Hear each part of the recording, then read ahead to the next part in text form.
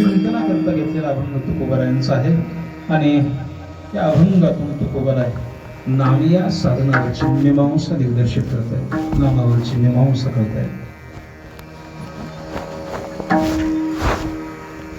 कलिकालाचा विचार जर केला तर कलियुगामध्ये नाम हेच श्रेष्ठ असं साधन आहे. श्रेष्ठ तर आहेच, पण सुलभ आहे, सोपं असं साधन आहे. कलियुगामध्ये माणूस हा आळशी बनलेला आहे. बारकाईनं अभ्यास आहे हे मी सांगण्याची गरज नाही. फार नाही, एक 15-20 वर्षाच्या अगोदरचा कालावधी अभ्यास आहे. एवढा आळस माणसाकडे नव्हता. आता जेवढा आहे तेवढा आळशी माणूस 15-20 वर्षाच्या खाली नव्हता. आता एवढा आळशी झालाय विचारूच नका. प्रत्येक गोष्टीमध्ये आळस. सगळं काही सोपं असावं, सुलभ असावं, अवघड काहीच असू नये अशीच अपेक्षा माणसाची आहे. आणि हे तुकोबारांनी त्या काळात लिहून ठेवलंय. माणसाला सोपं आवडतं म्हणले, अवघड आवडत नाही. सुलभ बहुता गोड वाटे, अवघड कोणी न करी सांगता. सुलभ बहुता गोड वाटे. तुकोबारा म्हणतात अवघड सांगितलं तरी माणसं करत, सोपं असेल, सुलभ असेल तर ते सर्वांना हवं हवंसं वाटतं. सोपंच माणसं करतात. इतर युगामध्ये कष्टप्राय अशी साधनं होती. कष्टप्राय साधनं होती. योग करणं सोपं आहे. वाचा 6वा अध्याय. 6वा अध्याय वाचा ज्ञानेश्वरीतला. किती अवघड आहे ते कळेल. योग करणं सोपं नाही. 6व्या अध्यायामध्ये योग नावाची साधना कशी करतात ती ज्ञानोबांनी स्पष्ट सांगितले. अगदी उघड उघड सोप्या भाषेत मांडले. योग चांगला का वाईट याचं जर चिंतन केलं तर एक शरीर स्वास्थ्याचा विचार करता योग हा चांगला आहे. शरीर स्वास्थ्यापुरता विचार करून जर प्राणायाम जर केले, आसनं कराल तर स्वास्थ्याकरता, शरीर स्वास्थ्यासाठी ते चांगलं आहे. पण पुढच्या प्रक्रियेचा जर अवलंब केला तर कदाचित शंका निर्माण होईल. अपेक्षित साध्यापर्यंत जाता येणार नाही. कारण श्री ज्ञानोबाराय म्हणतात योगाची या वाटा जे निघाले गा सुबटा, तया दुःखाचाची वाटा भागाला. लोहाचे चने बोचरिया पडती खाणे, की पोट भरणे की प्राणे शुद्धी म्हणो. बोचऱ्या माणसाला लोखंडाचे चणे खायला द्यावेत आणि चावून खा म्हणावं त्याला, आणि पुन्हा विचारावं कसं वाटतंय. सोपा नाही, योग सोपा नाही. आणि जरी एखादा योगामध्ये प्रगती पथावर असेल, प्रगती पथावर असेल, ज्ञानोबांनीच वर्णन केलंय. योग याग विधी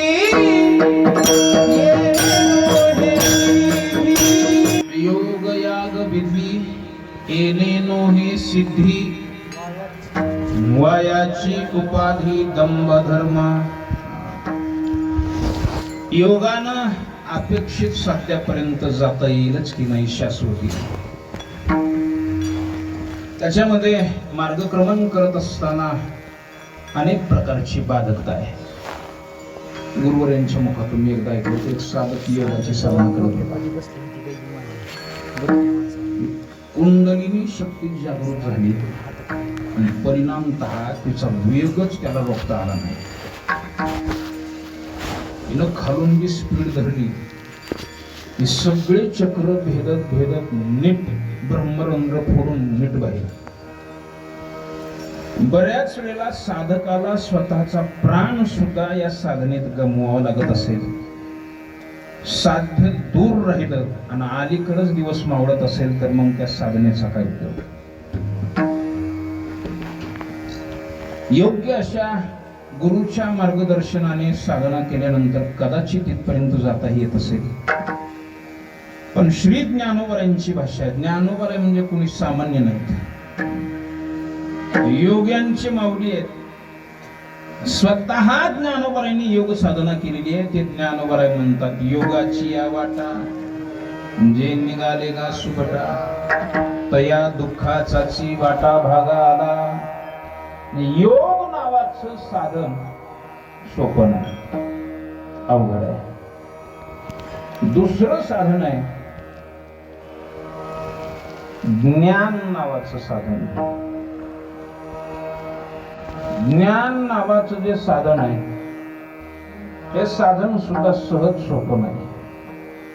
ज्ञाने नित्यानित्याभिमान वाढती, अभिमान आडवा येतो आणि बाधकता निर्माण झाली की साधकाचं पतन होतं. विठ्ठलामध्ये यज्ञाला प्राधान्य होतं, पण यज्ञ सुद्धा सोपा ठरवू नका. काय यज्ञ हे जे साधन आहे फार अवघड साधन आहे. यज्ञामध्ये शुचिरभूतता जर नाही पाळली तर त्याचे अनिष्ट परिणाम होत असतात. शुचिरभूत अवस्थेमध्ये यज्ञाच्या नियमाचं पालन करावं लागतं. नियमाचं उल्लंघन घडलं यज्ञच बाधक ठरतो. यज्ञ सुद्धा सोपा ठरवण्याचं कारण नाही. आणि सद्य कालाचा विचार जर केला तर या काळात तरी यज्ञ करणं सोपं नाही. पावित्र्यता सांभाळली पाहिजे, शुचिरभूतता सांभाळली पाहिजे तर यज्ञ फलीभूत होतो. यज्ञ फलीभूत झाल्याचं प्रमाणपत्र गीतेमध्ये सांगितलंय. यज्ञात भवती पर्जन्यो, यज्ञ केल्याबरोबर तिथं पाऊस पडत असतो. पर्जन्यादन्न संभव स्पष्ट सांगितलंय. यज्ञ फलीभूत झाल्याचं हे प्रमाणपत्र आहे. यज्ञ सोपा नाही. कर्म नावाचं एक साधन आहे. कर्म हे सुद्धा सोपं समजू नका. ज्ञानोबरांनी याच्यावर चिंतन मांडत असताना म्हणले, अगा कर्मे जय उरावे, तै तिही सुख दुःखी फळावे, तया ते भोगावया यावे, देहायिका. हो, कर्म शिल्लक राहिलं की पुन्हा जन्म मृत्यूरूपी संसारामध्ये जीव अडकतो. कर्म नावाचं साधन सुद्धा सोपं नाही. अनेक एक साधन आहे. एका कालामध्ये पूजा नावाच्या साधनाला अत्यंत महत्व होतं. पूजा पूजा करणं सोपं आहे का अवघड आहे? पूजा करणं सोपं आहे का अवघड आहे? अहो सोपं आहे. जेव्हा आंघोळ घालायची, कपडे घालायचे, पुष्पहार घालायचा, नैवेद्य दाखवायचा, काय अवघड आहे? अवघड नाही. जी आपण पूजा करतो ती अवघड नाही. पण खरंच पूजा जर केली तर पूजा सुद्धा अवघड आहे. म्हणूनच कदाचित का तुकोबराय असं म्हणले असावेत, करावी ते पूजा मनेची उत्तम. पूजा करत असताना जर त्याच्यात मन नसल तर त्या पूजेला सुद्धा अर्थ राहत नाही. विठाला म्हणजे बशी वाजल्याबरोबर घालीन ही आपली पूजा.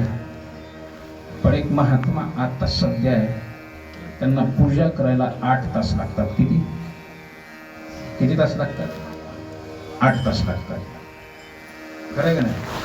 पूजा करायला त्यांना रोज 8 तास लागतात. किती तास पूजा करतो तो महात्मा? 8 तास. माझं खोटं वाटत असेल तर जाऊन बघा. त्या महात्म्याचं नाव आहे हरिभक्त परायण हनुमंत महाराज मते. ऐकून असाल नसाल, तुम्ही ऐकले. किती तास पूजा करतात ते? 8 तास. आणि साधी पूजा नाही, रोज अनेक प्रकारचे भोग स्वतःच्या हाताने देवाला तयार करतात रोज. मी बघितलं नाही, पण त्यांच्या सेवकाच्या मुखातून ऐकलं. ते पूजा जर करू लागले तर स्वतः पंढरीनाथ सुद्धा असे डोलतात म्हणे. काय काय पूजेमध्ये ताकद. करावी ते पूजा मनेची उत्तम. पूजेमध्ये मन पाहिजे. आणि कदाचित मन का लागत नसेल त्याचं कारण थोडस मी अभ्यासण्याचा प्रयत्न केला. एवढे देव देवाऱ्यावर एक एक देव दोन दोन तीन तीन वेळेस असे जर धरले तर एवढे कवळावर होते देव. एवढे एक एक देव दोन दोन तीन तीन वेळेस. नियम असा आहे, देवाऱ्यावर एक देव त्याची एकच मूर्ती असली पाहिजे, दुसरी मूर्ती असू नये. त्या देवालाच प्रश्न पडतो, मी याच्यात बसू का याच्यात बसू. म्हणून देवाऱ्यावर एका देवाची एकच मूर्ती असावी. लय सखोल शास्त्राचा अर्थ जाणून घेण्याचा प्रयत्न करूच नका, काही गरज नाही त्याची. एवढाच भाव ठेवा, एकच मूर्ती असेल तर नक्की आपण त्याची पूजा करत असताना त्या मूर्तीमध्ये तो आवर्जून येऊन थांबेल, आपली पूजा स्वीकारेल. पण एकाच देवाच्या दोन चार मूर्त्या म्हणल्यावर त्याच्या सुद्धा मनात तू वाटत असं की याच्यात थांबू मी का त्याच्यात थांबू का त्याच्यात बसू का त्याच्यात बसू. कदाचित त्याच्या मनात असा गोंधळ निर्माण होऊ नये म्हणून देवाऱ्यावर तरी एका देवाची एकच मूर्ती ठेवावी. विठ्ठला एवढे मोठे देव म्हणल्यावर माणसाच्या मागे अनेक कामं असतात. सगळ्या आंघोळी कधी घालायच्या, मग सगळे गम लावायचा, सगळ्याला पुष्प अर्पण करायचे, सगळ्यांना नैवेद्य दाखवायचा. माणसाला कंटाळा येतो. कळण्यासाठी सांगतो, एक वारकरी वाशीच पूजा करायची. 3 तासाचा कालावधी त्यांना पूजा करायला लागायचा. काही काही मुरलेली वारकरी जे असतात, फकड असतात, निघाले की निघाले, कशात गुंतून राहत नाही. ती वारकरी बुवा एके दिवशी जे निघून गेलं सप्त्याला, वार पूजेचा नियम रोजचा यांच्याकडे असल्यामुळे कोण सोर सध्याची पूजा करतात. पोरं काय पूजा करतात, सकाळी उठलं की आंघोळ करून चौकात जाऊन उभं राहावं लागतंय. काय कुणा श्लोक काय काम असते माहित नाही, पण चौकात हजेरी लावावं लागते. मग ते पोरग सकाळी उठलं, नाश्ता करून नीट बाहेर निघायचं. आई त्या दिवशी म्हणली, बाळा आपले वडील सप्त्याला गेलेत कुठंतरी, महागारी उष्टर पूजा कर, माझ्या मागं जरा थोडं काम आहे. सणासुदीचे दिवस आहेत, काही थोडी तयारी करायला लागते, तू काय कर, पूजा कर. आता हे कधीच पूजेकडे गेलेलं नव्हतं. बघू तरी म्हणला, कधीच म्हणली नाही आई पूजा कर करू. जेव्हा देवाऱ्याच्या समोर येऊन उभारलो, एवढी देव दिसली. आता म्हणला ह्यांना एका एकाला जर आंघोळ घालायची म्हणलं तर कमीत कमी किती वाजते, 4 वाजते. एका एकाला कशाला आंघोळ घालायची म्हणलं. सगळेच पवऱ्यात भरले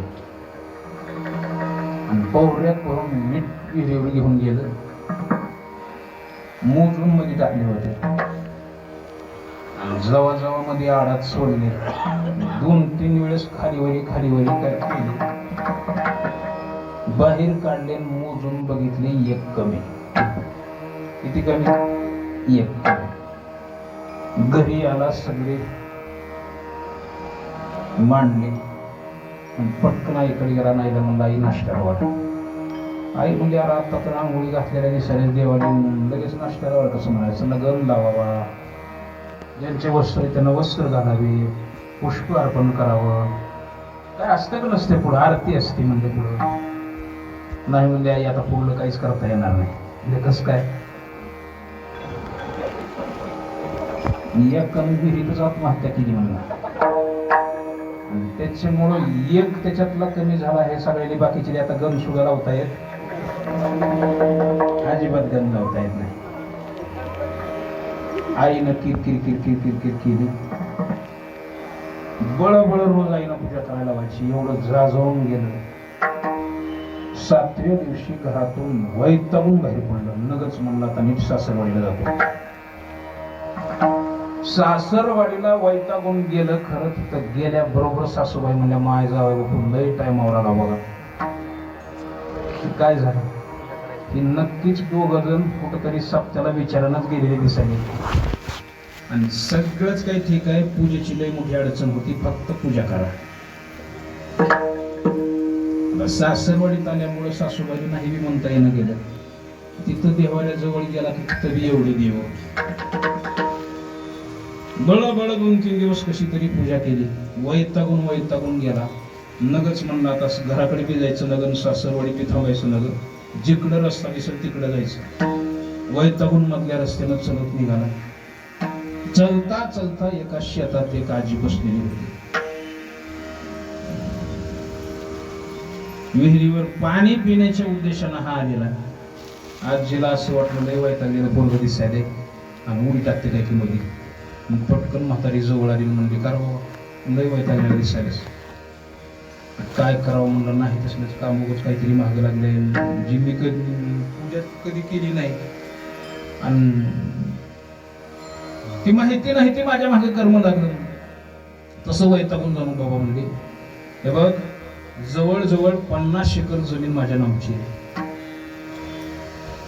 50 एकर जमीन नावची आहे. नंबर 1चं घर बांधलेलं. काही सुद्धा अडचण नाही. कसला त्रास नाही. सगळं तुझ्या नावचं करून देते. फक्त सकाळी उठल्याबरोबर देवाची पूजा करायची. हसण्यासाठी विनोद म्हणून सांगितलं नाही.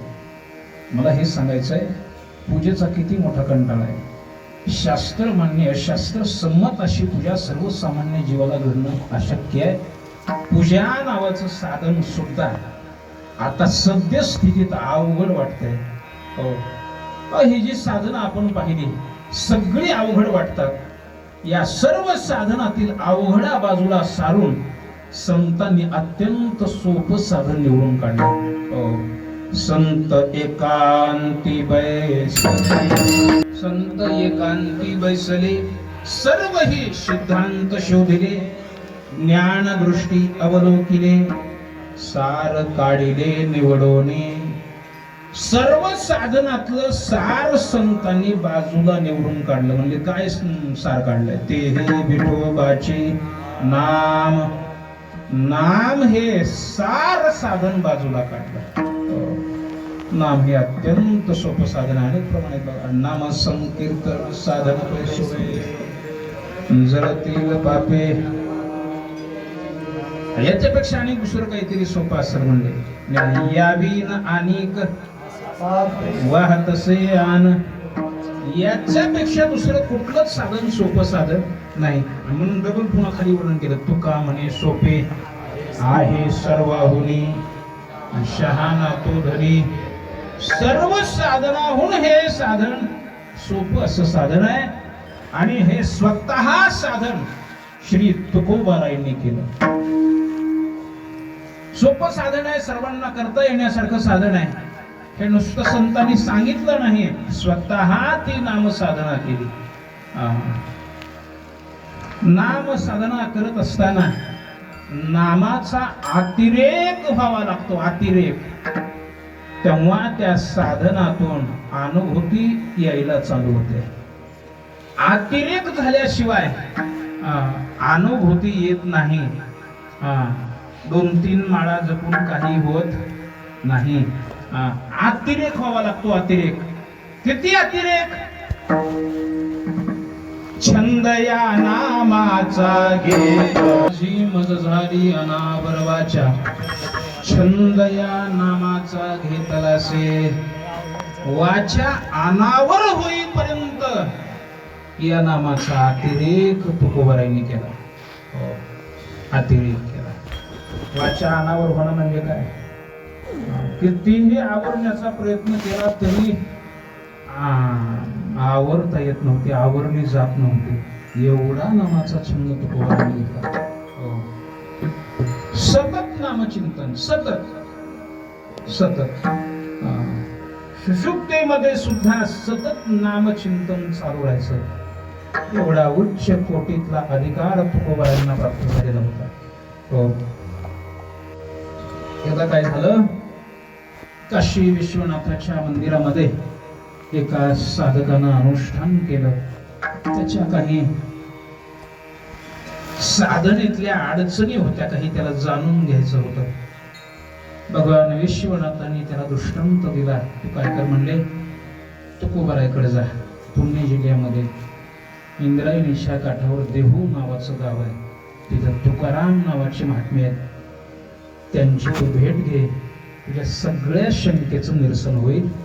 आणि मग तिथून तो साधक दर मजल करत करत करत करत करत देहू मध्ये आला. सकाळची वेळ होती. गावातले सगळे लोक बाहेर चालले होते, बाहेर दिशे करता. आणि हे महात्मा गावात यायला होता, कारण बाहेर दिशेला जात होते त्या काळात सगळे. बाहेर सगळे चालले तर ते महात्मा आत गावात येऊ लागलाय. नाक दाबून धरलं आणि मग चलता चलता एका बाजू करून आवाज येऊ लागला नामचिंतनाचा. विठ्ठल विठ्ठल विठ्ठल विठ्ठल. पटकन बघितलं महाराज रागारागाने. अस्वच्छ अशा ठिकाणी हा माणूस पवित्र असं देवाचं नाव घेतोय. काय बोलावं म्हणले, कशाला बोलायचंय म्हणले. उगाच आपण ज्या कामासाठी आलो ते काम करू. आपण लांबून आलो, कशाला कोणाला काय बोलायचंय. आला तो महात्मा विचारत विचारत तुकोबारांच्या घरी आला. हातपाय धुतले, बसला वाट बघत. आणि काही वेळात तुकोबारा आल्याबरोबर सगळे लेकरं बाबा रे बाबा रे बाबा रे कालवा करायले. त्याच्या कानावर ते शब्द पडल्याबरोबर आले की म्हणले तुकाराम महाराज. बघितलं तर हा तीच व्यक्ती आहे म्हणले, जी बहीण दिशेला बसल्यावर देवाच्या नामाचा उच्चार करत होती. आणि हे मला काय सांगणार आहेत म्हणले. देवाचं नाव कुठं घ्यावं हेच जर यांना माहिती नाही तर माझ्या साधनेतील अडचणी काय दूर करणार आहेत. मनात विचार आला, पण बघू तरी म्हणले. जेव्हा तुकोबारांच्या समोर आले, स्नान उरकून घ्या म्हणले, तुम्ही थकलेले दिसत आहात, भोजन करू, थोडीशी विश्रांती करून मग काय आपले प्रश्न आहेत आपण मग नंतर चर्चा करू. स्नान झालं, भोजन झालं आणि विश्रांती करू लागले दोघे जण. झोपल्याबरोबर चांगली झोप लागली. अचानक त्याच्या कानावर पुन्हा तोच ध्वनी येऊ लागला, विठ्ठल विठ्ठल विठ्ठल विठ्ठल. खडबडून जायला लागला. भजन चालू झालं काही म्हणून उठून बघतो तर काहीच नाही. भास झाला काही म्हणला. पुन्हा डबल झोपला. पुन्हा तर अनेक जण म्हणायला लागले, एवढा आवाज मोठा नाही बोला. विठ्ठल विठ्ठल विठ्ठल विठ्ठल विठ्ठल विठ्ठल. घडवळून लागला. पुन्हा उठून पाहतोय, कोणी दिसत तर नाही. आवाज कसा येतोय. बारकाईनं त्यानं पाहिलं तर तुकोबारांच्या रोमातून विठ्ठल विठ्ठल कोणी बाहेर पडत होता. एवढा अतिरेक ज्यांनी नामाचा केला ते तुकोबार आहे. विठ्ठल. तुकोबारांनी नाम या साधनेमध्ये फार मोठी क्रांती केली होती. स्वतः तर नामचिंतन करतच होते, पण सर्वांना सांगत असताना सांगत होते, आता तरी पुढे हाची उपदेश नका करू नाशा आयुष्याचा. सकळांच्या पाय माझे दंडवत, आपलारे चित्त शुद्ध करा म्हणा. विठ्ठल विठ्ठल म्हणा, लागून या पाया विनवितो तुम्हाला. कर टाळी बोला मुखी नाम विठ्ठल विठ्ठल म्हणा. वेळोवेळा सुख सोहळा स्वर्गी नाही म्हणा. सगळेजण तुकोबार म्हणतायत, म्हणा म्हणा, ऐकायची फक्त. जसं की सद्यस्थितीमध्ये 150 वर्षाचे सत्य, पण तरीही आज त्या गावात कीर्तनाला गेलं म्हणा विठ्ठल विठ्ठल म्हणावं लागतं. टाळी वाजवा म्हणावं लागतंय. 150 वर्ष ज्यांनी कीर्तन ऐकली, 150 वर्ष ज्यांनी कीर्तन ऐकली, तर आज त्या गावामध्ये सुद्धा कीर्तनाला गेल्यानंतर म्हणावं लागते वाजवा टाळी, म्हणा विठ्ठल विठ्ठल. मुरला का परमार्थ हा चिंतनाचा विषय आहे. विठ्ठल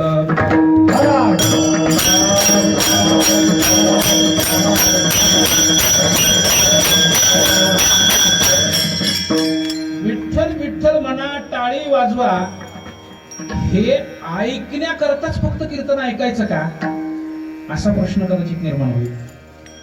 स्वतः भजन कधी करायचंय, स्वतः नामसाधना कधी करायची आहे, स्वतः नामचिंतन कधी करायचंय, स्वतः चालल्यावरच कळत असतंय. चालतही मग कळो येते. फक्त विठ्ठल विठ्ठल म्हणावं लागतंय, नामसाधना करावी लागते, नामचिंतन करावं लागतंय, हेच ऐकण्यात आतापर्यंतचा काळ गेलाय. पण आता तरी पुढचा काळ ह्याच्यात फक्त हे ऐकण्यात जाऊ नये, स्वतः नामसाधनेत प्रयत्नांची पराकाष्ठा केली पाहिजे, स्वतः नामचिंतन केलं पाहिजे. कवर ऐकायचंय आता हे प्रत्येक येणारे महाराज तेच सांगणार आहेत, नामचिंतन करा, नामसाधना करा. एक ऐकायचंच का नुसतं, स्वतः नामचिंतन कधी करायचं. किती वेळ निघून गेलाय, आता राहिलेला वेळ तरी नामचिंतनात घालवणं गरजेचं आहे. विठ्ठल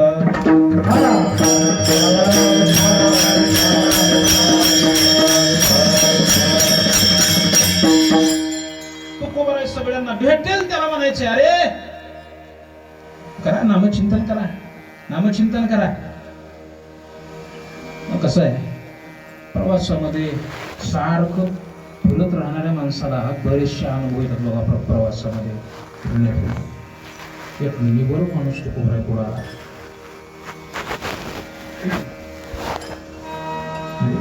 बोलायचा,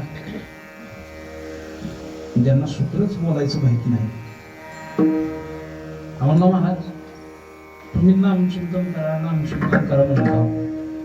म्हणजे हो, आपण आम्ही बघायला होत ना म्हणलं, तुम्ही आजपर्यंत नाम साधनाच केली, तुमचं किती नीट झालंय हे आम्ही आमच्या डोळ्यानं बघायला होत ना.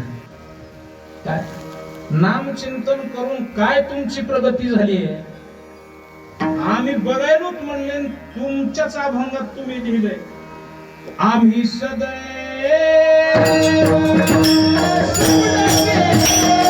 सदैव सुडके जवळी येता चोर ढाके, जाऊ पुढती भिके उतरी घर राखीती. महाराज ही तुमची प्रगती आहे, नाम चिंतन करून तुमची एवढी प्रगती झाली म्हणून. आणि तुम्ही आम्हाला म्हणताय नामचिंतन करा, नामचिंतन करा, नामचिंतन करा. काय होतंय म्हणले नामचिंतन केल्यानं, काय होतंय असं म्हणल्याबरोबर तुकोबारायांनी उत्तर दिलं अभंगाच्या. तुकोबाराय त्या व्यक्तीला उत्तर देतात, काय होत नाही म्हणजे नामचिंतन. त्याला प्रश्न विचारला होता, काय होतंय नामचिंतनानं. तुकोबाराय त्याला प्रतिप्रश्न केला, काय होत नाही. काय होतंय त्याची यादी लिहायला फार रजिस्टर करून जाते. काय होत नाही ती सांग. काय हे केले एका चिंतिता विठ्ठले, काय होत नाही. इतर साधनानं जे फल मिळत नाही ते फळ नामचिंतनानं प्राप्त होतं. भागवतामध्ये श्लोकच आहे, यत् फलं नास्ति तपसा न योगेन समाधिना तत्फलं लभते सम्यक् कलो केशव कीर्तनात. यत् फलं नास्ति तपसा, तपानं जे फल मिळत नाही, योगानं जे मिळत नाही, समाधीनं जे मिळत नाही ते फळ नामचिंतनानं सहज प्राप्त होतं. विठ्ठल अक्षय म्हणले सांग की नामचिंतनानं मिळतंय की नाही तुला सांगतो. म्हणले महाराज पैसे मिळतील का. माणसाची प्रीती जास्त कशावर, सगळा खडारूप माणसाचा पैशासाठी. जे काही माणूस करतोय त्याच्या पाठीमागे हेतू काय, पैसा.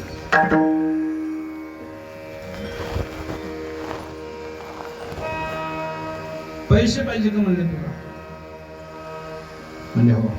नामचिंतन करून पैसा मिळेल का? म्हणले महाराज तुमची परिस्थिती आम्ही बघायला, पण तुम्ही पैसे मिळतील असं म्हणायला. एक सांगू का, महात्मे सिद्धी प्राप्त झाल्यानंतर त्याचा स्वार्थाकरता कधीच उपयोग करत नाही.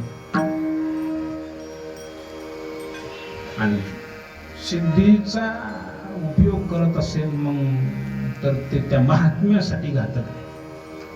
काय सिद्धी लावी पिसे कोण तया पुसे. सिद्धीपर्यंत गेलेला महात्मा सिद्धीचा उपयोग स्वतःसाठी स्वार्थासाठी करत नाही. तर तुकोबारांना काय अवघड होतं महाराज? अवघड होतं का? काहीच अवघड नव्हतं तुकोबाराई.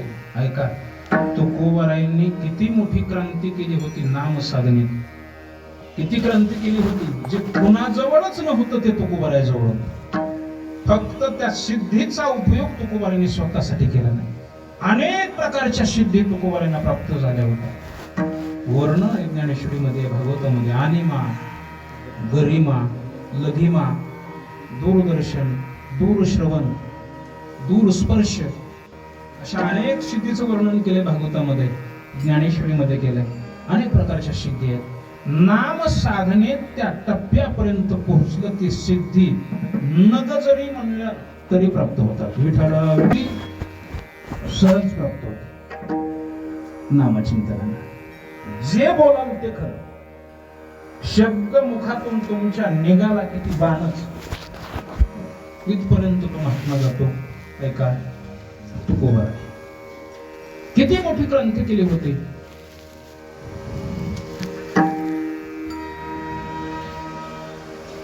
तुकोबारांच्या कीर्तनातला पकवाजा, मृदंगाची सेवा करणारा. एके दिवशी कीर्तनात तुकोबारांनी तीर्थयात्रेविषयीचं महत्व स्पष्ट केलं. जव हे सकळ सिद्ध आहे तव तू हात चालावया पाय, तव तू आपुले स्वहित पाहे. तीर्थयात्रे जाय. विष्णू तीर्थयात्रेचं महात्म्य सांगितलं. अरे शरीरात ताकद आहे पण तीर्थयात्रा करून घेतली पाहिजे म्हणजे पुन्हा होत नसतं हे. आणि ते ऐकलं की ते पकवाजन ऐकलं की नीट. आता सगळेजण सगळंच नीट ऐकत नाही. कुणी काय ऐकत. काही जण महाराज कुठं चुकले तीच फक्त ऐकतात. बरोबर काय सांगितलं ते ऐकत नाही. हा ते तीर्थयात्रेचं ऐकलं. शरीरात ताकद आहे तेव्हा तीर्थयात्रा केली पाहिजे. दुसऱ्या दिवशी तुकोबाराकडे गेला. म्हणला महाराज काय रात्री कीर्तन झालं म्हणला आणि माझ्या मनातच बसले. म्हणला मला तीर्थयात्रेला जायचं. अरे वा वा वा म्हणजे फार चांगली गोष्ट आहे. कधी निघालास? उद्या जायचं म्हणला. काय हरकत नाही म्हणजे बिंदास जा. काय महाराज बिंदास जा म्हणताय पण तीर्थयात्रा करायची सोपी आहे का? म्हणजे काय अडचण आहे? तीर्थयात्रा पायी यात्रा करायची म्हणजे महाराज त्या काळात वाहन का काय काहीच नाही. काही लागत का नाही म्हणला दमडी. कीर्तनकार महाराज तसाच त्यांचा पकवाजा. यांचीच फी ठरवून नाही आणि पकवाजाची कुठली ठरवून आली. यांची फीस ठरवून नाही होय असं मला ठरवू नये. ही ठरवून यांचीच नाही. पकवाजाचं कोण किंमत करायला काय. महाराज म्हणला तीर्थयात्रा करायची मग काय लागेल का नाही. हा तीर्थयात्रा करायची असेल तुला तर तुझी अडचण मी भागवितो म्हणले. आता ही कधी जिजाबाईली म्हणाली नाही तुला तेल कमी आहे का, तेल संपलंय का, मीठ संपलंय का, तुझ्या काही प्रपंचातल्या अडचणी मी दूर करतो कधीच म्हणली नाही. ही तीर्थयात्रेला निघाले त्याला म्हणते तुकोबाराय तुझी अडचण मी दूर. पटकन खाली वाकले. खडा उचलला एक धर म्हणलं. हातावर ठेवीस तोवर महाराज ती सोनं द्या. नुसत्या तुकोबारांच्या स्पर्शानं दगडाचं जर सोनं होत असेल कशाची रावणाची लंकाली. काय अडचण आहे. होणच तयार झालं. त्यानं बघितलं ते महाराज म्हणला याच्यावर तीर्थयात्रा कशी होईल. कोण म्हणजे त्या काळातला विचार ना एक बारकं सोन्याचा, त्या काळातला विचार त्याची किंमत जर केली तर 5-7 रुपये फार झालं तर त्या काळात त्या होण्याची यायची. एवढ्यात कशी महाराज तीर्थयात्रा होईल? बरं काय हरकत नाही म्हणजे मी सांगतो ती कर, तुझी तीर्थयात्रा होईल. मी काय करू की मोडायचं म्हणले, मोडल्याबरोबर 1 रुपया बाजूला काढून ठेवायचा. वरचेच पैसे संपत आले की नुसता त्या बाजूला काढून ठेवलेल्या नाण्याला हात लावायचा म्हणजे पुन्हा डबल त्याचा होम तयार होईल. पुन्हा ते मोडायचा, पुन्हा वरचे खर्चाची 1 पणानं बाजूला काढून ठेवायचं. संपत आले की नुसता त्याला हात लावायचा म्हणजे पुन्हा त्याचं सोनं तयार होईल. उलासानं गेलं महाराज, अशी जोरात तीर्थयात्रा केली. जिथं 11 रुपये खर्चायचे तिथं 1100 रुपये खर्चायचे. अन्नदान तेवढंच, वस्त्रदान तेवढंच, मदत भरपूर केली त्यानं. आणि तीर्थयात्रा करून 12 वर्षानंतर पुन्हा महागारी गावावर आलं. दुसऱ्या दिवशी तुकोबाऱ्यांच्या दर्शनाला पायावर मस्तक टेकल्याबरोबर तुकोबाऱ्या म्हणजे, अरे कधी आलास? कालच आलो महाराज. कशी झाली तुझी तीर्थयात्रा? महाराज तुमच्या आशीर्वादाने फार जोरात झाली बघा. अरे पण म्हणले मी तुला ते दिलं होतं ते कुठे आहे? त्याचं काम झाले, आता ती माझी मला महागारी दे म्हणली. सोन्याचा झरा कुणाला देऊ वाटेल का महागारी? सोन्याचा झरा देऊ वाटेल का? खिशातच होत, खिशातच होत. महाराज कुठं पडलं की बघा म्हणलं, पडलं म्हणलं. समोर उभारलेला महात्मा कोणी सामान्य होता का? ते तुकोबर आहे. तुकोबरांनी जाऊ दे, पडलं ते पडलं काय झालं. आणि मग ही बाजूला येऊन जेव्हा चापचून बघायला ते पडलं की पडलं पडलं पडलं. तुकोबर आहे, सामान्य नाही. ज्ञानोबरांच्या समाधीजवळ एक ब्राह्मण देव अनुष्ठान करत बसले. का अनुष्ठान करत होते? त्यांच्यावर कर्जाचा बोजा झाला होता. कर्ज बाजारी असणं चांगलं नाही. कर्ज बाजारी राहून जर माणूस गेला तर पुढल्या जन्मात काय होतंय की व्याज सगट फेडण्यासाठी पुन्हा नवीन महागाई यावं लागतं. म्हणजे चांगलं नाही. वाईट वाटायला लागलं, हे पिटलं पाहिजे, संपलं पाहिजे. अनुष्ठान चालू केलं. ज्ञानोबरांनी त्याला दृष्टांत दिला. खरंच ज्ञानोबराय आई आहेत बघा. आजही खरंच तेवढ्या तीव्रतेनं श्री ज्ञानोबरांना जर हाक मारली तर ज्ञानोबराय त्या साधकाच्या साधनेतील अडचणी सहज दूर करतात. विठ्ठल तिला सांगितलं तुम्ही काय करा, तुकोबराकडे जावा म्हणले. तुकोबराकडे जा, तुमच्या सगळ्या अडचणी मिटतील. तुकोबराकडे आला तो साधक. महाराज मला ज्ञानोबरांनी तुमच्याकडे पाठवलंय. म्हणजे बरं बरं बरं बरं काय करा म्हणले, इथून जवळच 7-8 किलोमीटर अंतरावर एक गाव आहे म्हणले, तिथं जा. तिथं कोंडबा नवार आहे म्हणले, त्याची भेट घ्या. याला काहीच कळलं ना. मला नवमीने तुकोबराकडे पाठवले. तुकोबरा म्हणाले त्याला होराकडे जा. काहीच कळत नाही म्हणजे महात्म्याचं. बसत उठत कसा तरी गेला. आणि त्याच्याजवळ गेल्याबरोबर म्हणलं मला तुकाराम महाराजांनी पाठवले तुमच्याकडे. त्यानं पुढं काहीच बोलले नाही. बरं बरं बरोबर म्हणला. तेव्हा तिथं फाशी ठेवल्यात लोखंडाच्या, तेवढ्या घेऊन जावा. मग तुला काहीच कळणार, विचाराचं वादळ मनामध्ये सुरू झालं. ज्ञानोबरा तुकोबराकडे जा म्हणते. तुकोबरा याला वराकडे पाठवतात. म्हणतंय फाशी तेवढ्या लोखंडाच्या घेऊन जावा. काहीच कळणार. उचलल्या 3 होत्या. जडच्या जड फाशी अर्ध्या रस्त्यापर्यंत बसत उठत आणल्या. अनुष्ठान केल्यामुळे कृश झाला होता साधा, शरीरात ताकद राहिली नव्हती. अर्ध्या रस्त्यात आल्यावर 2 टाकून दिले आणि एकच घेतली खांद्यावरून, तेवढीच घेऊन आला. तुकोबराच्या समोर आला आणि म्हणला महाराज त्या पल्लावरानं ही दिली म्हणला. महाराजांनी फक्त त्या फाशीकडे असं वळून बघितलं होतं. फासच सोन्याची झाली.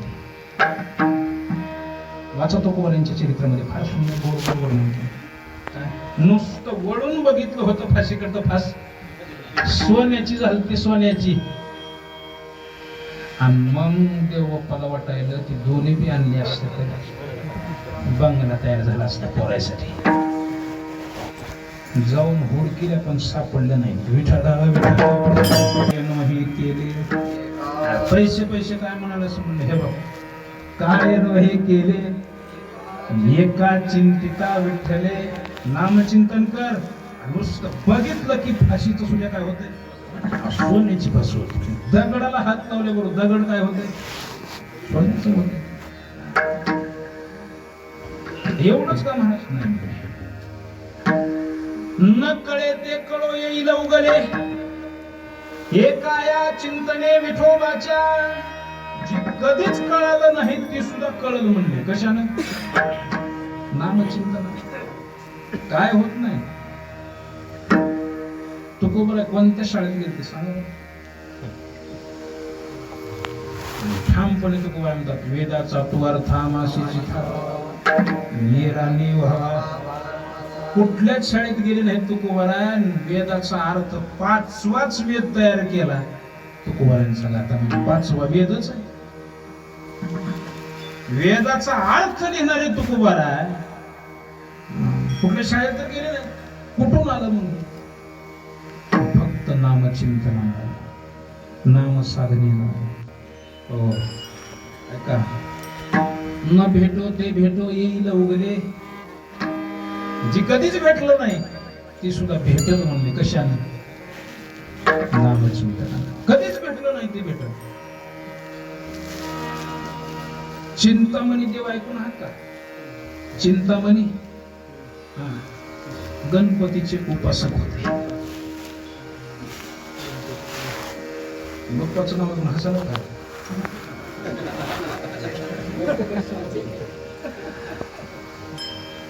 गणपतीचे उपासक होते चिंतामणी. आणि त्या गणपतीची उपासना करून त्यांना सिद्धी प्राप्त झाली होती. काही 2-3 सिद्ध्या काही झाल्या असतील प्राप्त. यांचं सावलं यांचं उतरणं बोलण्याने थोडं खरं होणं असं काही.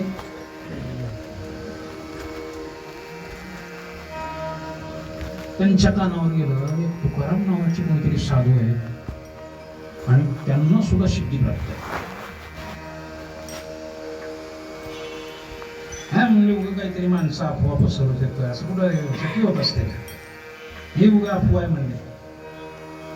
महाराजाचं पटत नाही. बापाच्याचं पटत नाही. बोलून जरी दाखवत नसले तरी मनातून सगळा द्वेष भरलेला. द्वेष का कोणास ठाऊक विनाकारण माणसाच्या मनामध्ये द्वेष आहे. असं कुठे असते का? मलाच सिद्धी प्राप्त आहे दुसऱ्याला कोणाला सिद्धी प्राप्त होऊ शकत. काय करू म्हणले आपण त्यांना इकडे बोलवून घेऊ. सिद्धी प्राप्त असेल तर त्यांना वंदन करू नमस्कार करू. नसली तर फजिती करू म्हणले. जारे म्हणले तुकाराम महाराजांना बोलून आणले. चिंतामणी देवाने बोलले म्हणून सांग. इकडून त्यांचा सेवक निघाला त्यांना बोलवायला आणि तिकडून स्वतःच तुकोबारा निघाले त्यांच्या भेटीला. रस्त्यात भेट झाली. म्हणले तुकाराम महाराज मीच आहे म्हणले. ते चिंतामणी देवाने तुमची आठवण काढली होती तिकडेच निघाले म्हणून. चला. चिंतामणी देव हे मानसिक पूजा करायची. मानसिक पूजा बगीचा फुलांचा लावलेला त्याला एक माळी सेवा करण्यासाठी. आदल्या दिवशी काय झालं सकाळी त्या दिवशी बगीच्यात फिरून आले होते. काल माळ्यानं पाणी न दिल्यामुळं फुलं सुकली झालेली होती. नेमकं पुन्हा मानसिक पूजेला बसले. चला म्हणले आधी काय करू आपण फुलं तोडून आणू. मानसिक पूजा कळते एकाच जागेवर बसायचं आणि सगळं मनस्थित पर्यंत घेऊन जायचं. मानसिक पूजा सगळं कर्म मनानं करत राहायचं. मानसिक पूजा. मग चला म्हणले आधी फुलं तोडून आणू. मांडी घालून बसले आणि मनाला घेऊन गेले बगीच्यामध्ये. फुलं सुकलेली दिसली. फुलं सुकलेली दिसल्याबरोबर माळ्याला शिव्याच द्यायला चालू झाले. कुठं? पूजा चालू आहे माणशी आणि फुलं सुकलेले दिसले की शिव्या द्यायला पुन्हा मनात आणि विचार आले मी कशात पण कोणले मला पूजा करायची तिथून आले पुन्हा काय असं त्यांची पूजा गोळ केली असे उठून बाहेर आल्याबरोबर तो कोबरा सुख जय कोण आपण तुकाराम बरोबर तुम्ही आहात का तुम्हाला बघण्याची कधी आला माळ्याला शिव्या देत होता तेव्हा आलो म्हणले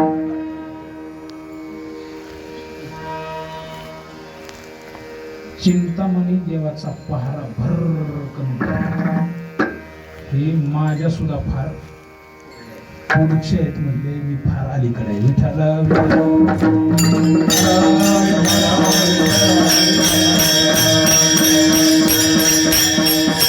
दुसऱ्याच्या मनातलं ओळखण्याची शक्ती फक्त देवाकडे आहे न सांगता तुम्हाला दुसऱ्याच्या मनातलं कळणं ही देवाकडे शक्य आहे त्याला काही सांगायची गरज नाही त्याला बरोबर कळते अंतरीचे बीज जाणे कळवळा व्यापक सकळा ब्रह्मांडाचा आतलं देव ओळखतो समोरच्या अंतकरणात ओळखतो आणि ती शक्ती तो कुमाराकडे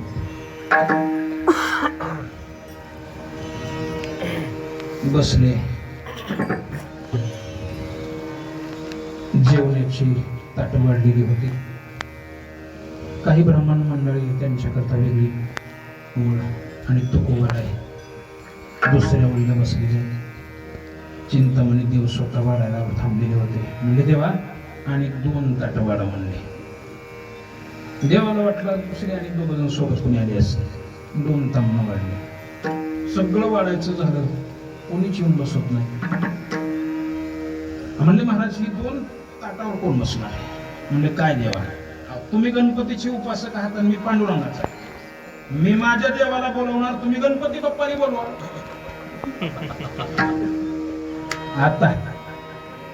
आता करायचं काय लटकच गणपती बाप्पाच्या समोर गेली आणि आळवण चालू केली म्हणले देवा काय हे माझ्यासमोर धर्मसंकट आलं समोर देवाच्या जाऊन आळवत असताना जेव्हा तुकोबारांनी बघितलं तुकोबारा मोठ्यानं हसले महागारी फिरून म्हणले महाराज का हसला अहो म्हणले देवा गणपती बाप्पा आता ती मूर्तीतच नाहीत कुणाला बोलवायला म्हणले तुम्ही म्हणजे मूर्तीत देव आहे की नाही ही सुद्धा कशाने कळाली काय नो हे केले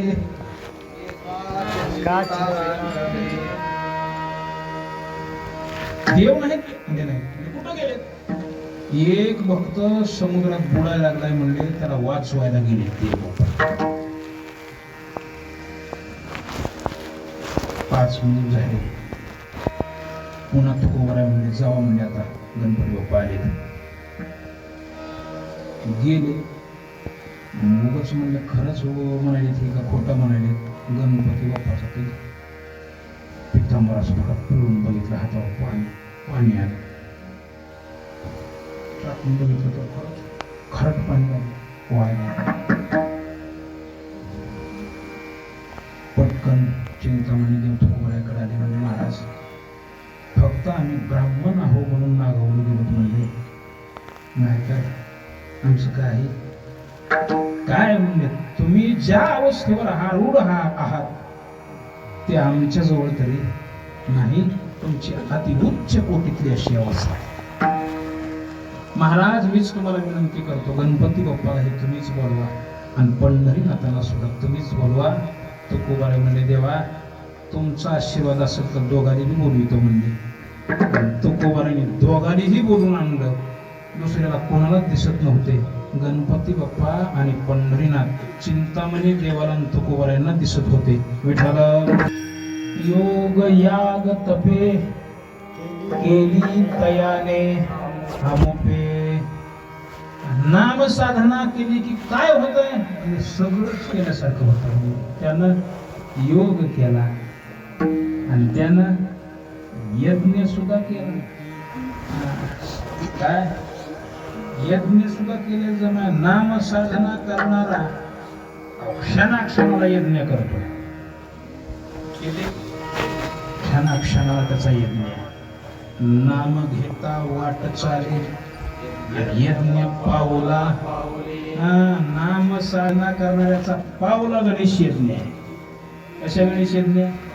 पावला गणेश यज्ञ. त्यानं आजचा पाऊल टाकला विठ्ठल म्हणून, रामकृष्ण हरी म्हणून, त्याला यज्ञच झाला.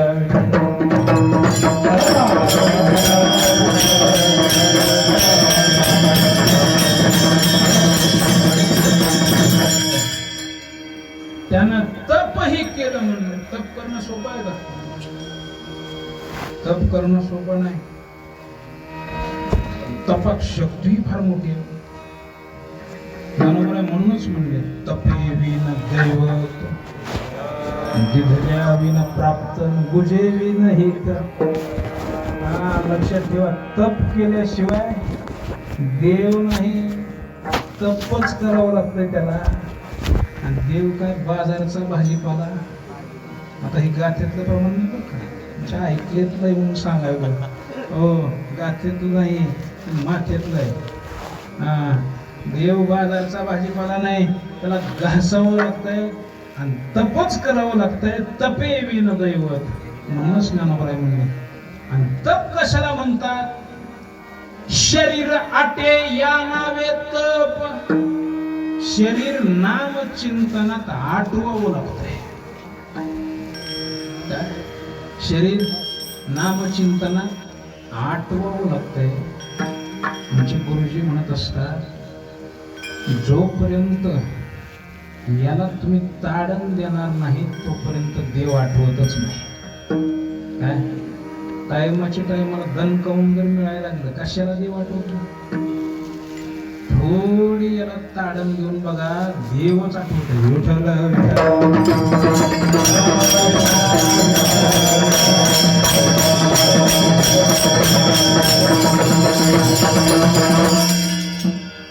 नाम साधना करणाऱ्याचं तप ही सहजच घडते. फार मोठी तपात ताकद आहे, फार मोठी योगात ताकद आहे, फार मोठी यज्ञात ताकद आहे. आणि सगळंच फळ नुसत्या नामसाधनेला मिळतंय. बघा, वेळ होऊन गेलाय तरी सांगतो. मच्छिंद्रनाथ आणि गोरक्षनाथ दोघ जण जेव्हा मैनावतीच्या राज्यातून बाहेर पडले, स्त्री राज्यातून बाहेर पडले,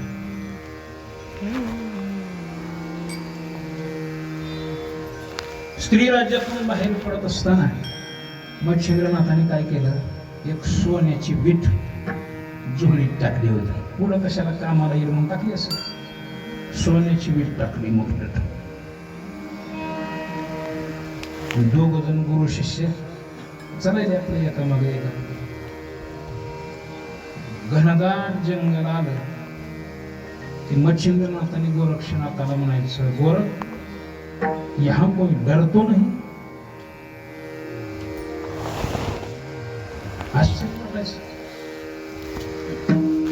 गोरख, यहां तो डरता नाही? गोरक्षनाथ विचार करायची, गुरुजी असं का म्हणाले? साधूला कशाची भीती आहे? नामधारकाला कशाची भीती आहे? साधना करण्याला कशाची, कुणाची भीती आहे?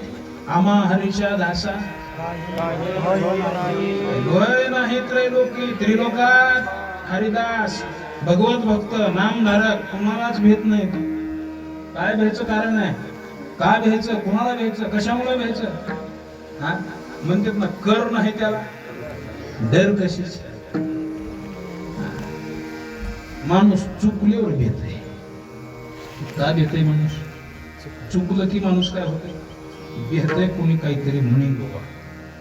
चुकच नाही, भ्यायची काय गरज नाही. साधूला कशाची भीती आहे? का म्हणत असं? थोडा आणि दाट जंगल लागलं तेच मच्छिंद्रनाथ म्हणायचे, गोरख, हा डरतो नाही. असं म्हणजे पुढे एक वड लागलं. वडा लागल्याबरोबर ती जोडी काढली मच्छिंद्रनाथाने. गोरख, हे तेरे पास रख म्हणले, हे तुझ्या जवळ राहते, मी आलोच म्हणले जाऊन.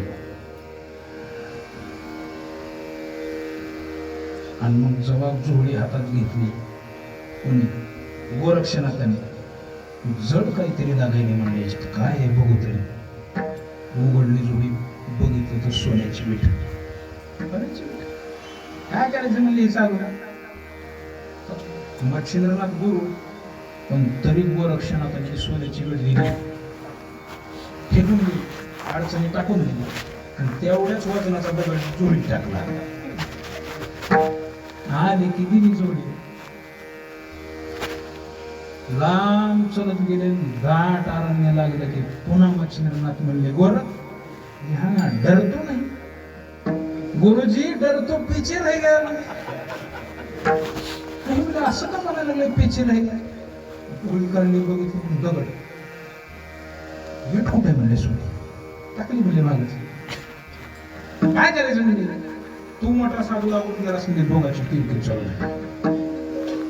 गुरु मी आहे, तू शिष्य आहेस, मला सांगतो, मला शिकवतो, माझी भीती महागारी आणून दे म्हणजे सोडीची.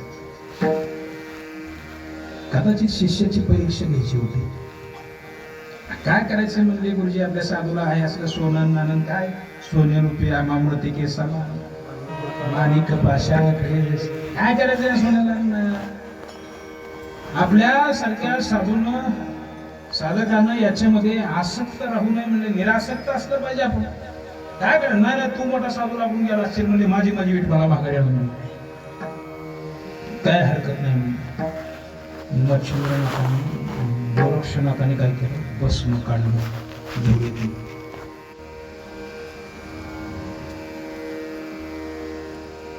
टाकलं डोंगर होता, डोंगराला चावी करून टाकलं ती भस्म. डोंगर सोन्याचा झाला. काय झाला, डोंगर सोन्याचा झाला. म्हणले गुरुजी किती पाहिजे तुम्हाला यातलं द्या. काय तेवढं सांगितलं तर बरं होईल. कीर्तनात सुद्धा तुम्ही थांबायचं नाही, लगेच अशाला अशी उठून निघतील नाही.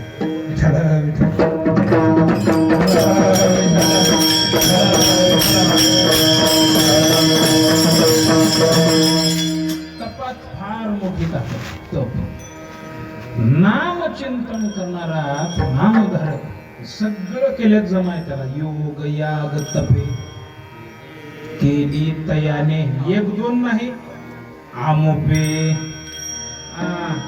एवढेच यज्ञ केले अजिबात नाही, आमोप यज्ञ घडले त्याला. नामचिंतन करतो त्याला. तप एक दोन अजिबात नाही, आमोप तपे, आमोप याग, आमोप योग. आमोप शब्द सर्वांना लावायचा. योग आमोप घडला त्याला, याग आमोप घडले, तप आमोप घडले. योग याग तपे केली तयाने आमोपे. कारण हे साधनाच असं आहे, सर्व साधनाचे सार भव सिंधू तरी पार. म्हणून काय केलं पाहिजे, तुका म्हणे जपा मंत्र त्रिअक्षरी सोपा. म्हणतात सोपा मंत्र जपा त्रिअक्षरी असा शब्दाचा उच्चार करत. त्रिअक्षरी शब्द म्हणतात, 3 अक्षरांचा शब्द. विठ्ठल 3 अक्षरी शब्द आहेत. देवाची अनंत नाव आहेत बघा. अनंत हे नाव ज्या देवाची अनंत नाव आहेत. जे आवडेल देवाचं नाव त्या नामाचा उच्चार रात्रंदिवस करत राहा. एकाच नामावर निष्ठा ठेवून जर त्यात सातत्य टिकून राहिलं तर नक्कीच साधक त्या साधनेमध्ये अति उच्च अशा अवस्थेपर्यंत जाऊ शकतो. नामामध्ये फार मोठी शक्ती आहे. तुका म्हणे जपा मंत्र त्रिअक्षरी सोपा सर्व साधनाचे सार भव सिंधू तळी पार.